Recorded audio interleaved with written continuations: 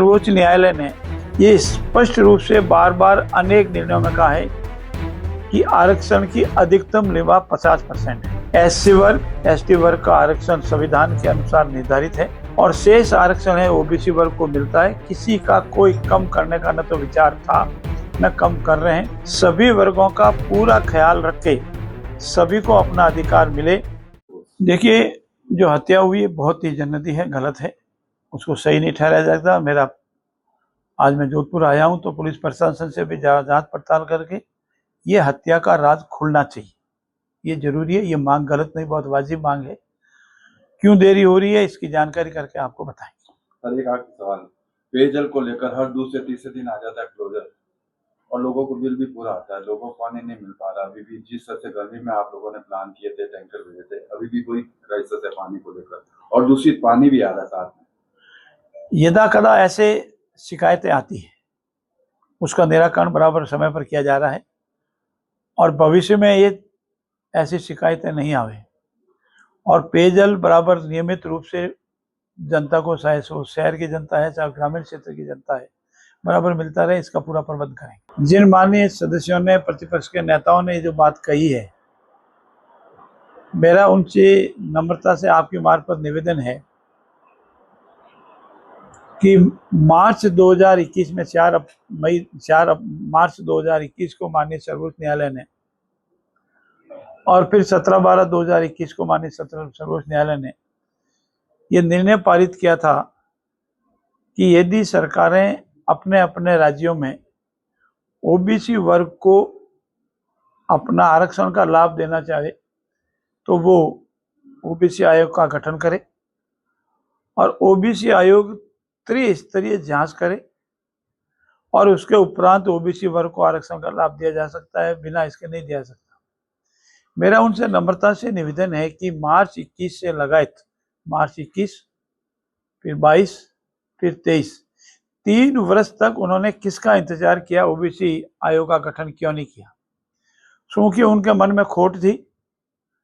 उन्होंने अपने स्वयं के कार्यकाल के दौरान करीब 2-2.5 साल तक पंचायत राज और निकाय के चुनाव को लंबा किया। अपनी मनमर्जी अनुसार एक निगम के 2 निगम किए, वार्डों का अपनी मनमर्जी अनुसार पुनर्गठन किया, पर उसके बावजूद भी उनको उनके स्वयं के शासनकाल में मुंह की खानी पड़ी।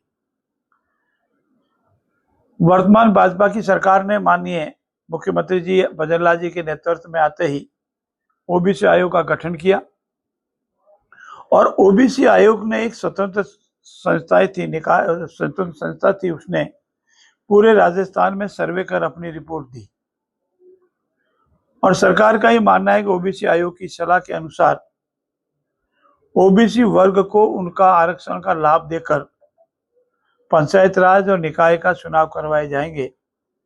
ऐसी स्थिति में सिर्फ नकारात्मक भाव रखने वाले प्रतिपक्ष के नेताओं से मैं जानना चाहता हूं, आपने ओबीसी वर्ग को पूर्ण रूप से वंचित रखने का षड्यंत्र किया था, लेकिन हमने ओबीसी वर्ग को उसका लाभ मिले, एसटी को अपना लाभ मिले, एससी वर्ग को अपना लाभ मिले और संविधान के अनुसार सबको अपना अपना महिलाओं का भी लाभ मिले। और हम इस बात पर कायम थे कि वन स्टेट वन इलेक्शन करवाएंगे और इस अवधारणा को हम पूरा करने जा रहे हैं।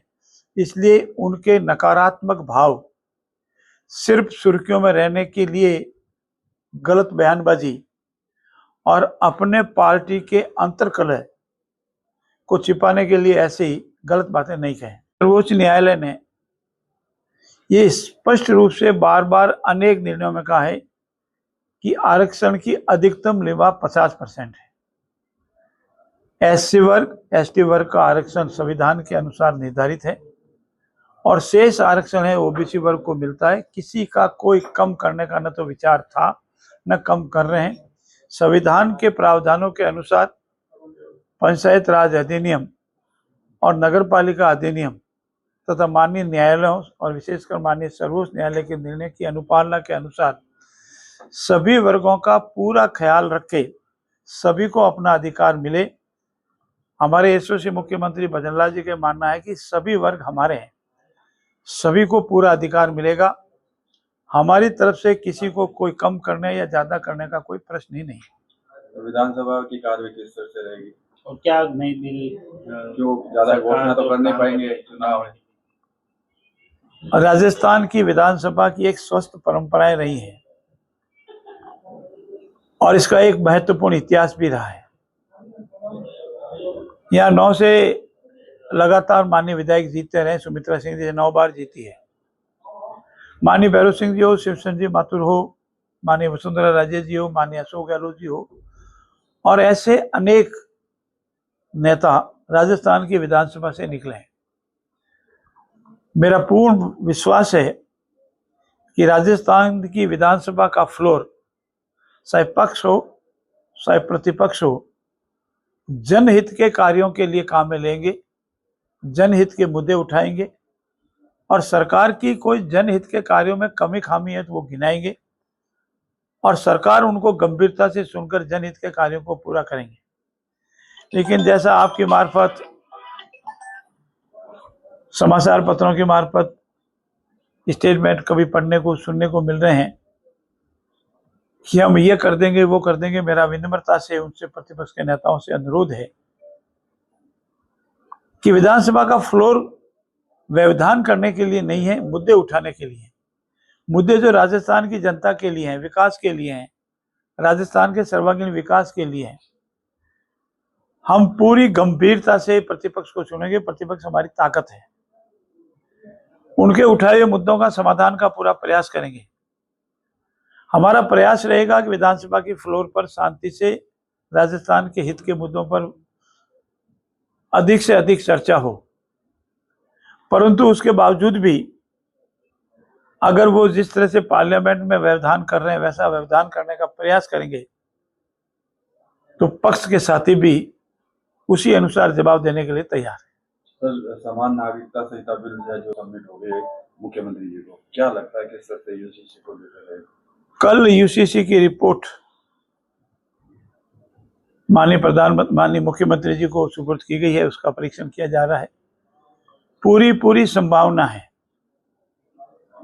कि चाहे हमारे ट्री प्रोटेक्शन एक्ट जो खेजड़ी के लिए मुख्य रूप से है, बाकी सभी वृक्षों की रक्षा के लिए है, हमारे यूसीसी का बिल है और अनेक बिल इस आने वाले 20 तारीख से जो हमारा सत्र प्रारंभ हो रहा है उसमें लाने की पूरी संभावना है। और हम कोशिश करेंगे कि इस विधानसभा के फ्लोर पर अधिकतम विधायी कार्य हो, क्योंकि ऐसे सत्र में, वर्षाकालीन सत्र जब आता है तो ज्यादातर विधायी कार्य होते हैं और बहुत अधिक विधायी कार्य आने की संभावना भी है।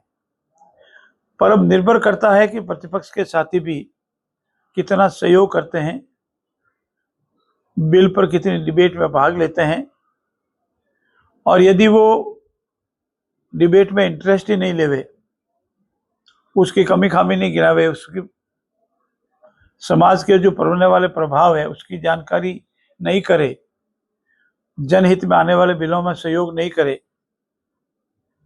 तो सत्ता पक्ष भी उसी अनुरूप उसका पारित करवाने का पूरा प्रयास करेगी।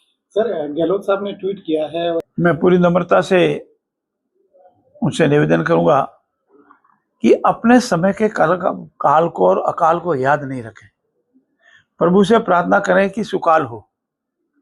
उनको हमेशा वो काल याद रहता है, वो नहीं रहना चाहिए। पूरी संभावना है बाड़मेर में अभी जो आंकड़े आए हैं, कल जो पेश हुए, उसमें अधिकतम बरसात हुई है, कुछ क्षेत्रों में नहीं हुई है, परंतु हमारा पूरा विश्वास है कि राजस्थान के अनेक क्षेत्रों में कल हमारी कैबिनेट में जो पेश हुए आंकड़े, कितने बांध है, कितना प्रतिशत वर्षा हुई है, और अभी तो सावन महीना पूरा चल रहा है, बरसात होगी। उसके उपरांत भी जनता जनार्दन के लिए, पशु पक्षियों के लिए, हमारे विशेषकर पशुओं के लिए, जनता के लिए, चाहे पेयजल की व्यवस्था हो, चाहे पशुओं के लिए चारे पानी की व्यवस्था हो, हमारे आम जन के लिए मोदी जी 80 करोड़ के लगभग व्यवस्था कर रहे हैं फ्री अन्न बांटने की। ऐसी स्थिति में उनके समय की जो स्थिति है वो आने की संभावना नहीं है। हम जनता के साथ है, जनता के साथ खड़े रहेंगे, किसी तरह की कोई तकलीफ नहीं आएगी। और हमारी सरकार पहले से ही सभी संभावनाओं को ध्यान में रखते हुए तैयारी कर रही है। इसलिए मेरा उनसे नम्रता से निवेदन है कि वो सुर्खियां ढूंढने की कोशिश नहीं करें। हम किसी भी जनता के साथ खड़े रहेंगे, चाहे हमारी जनता है, चाहे हमारे पशु है, पक्षी है, किसी को दाने पानी और हमारी जनता को अन्न की कोई कमी नहीं रहेगी। सबको आवश्यकता अनुसार पेयजल और खाद्य सामग्री उपलब्ध होगी।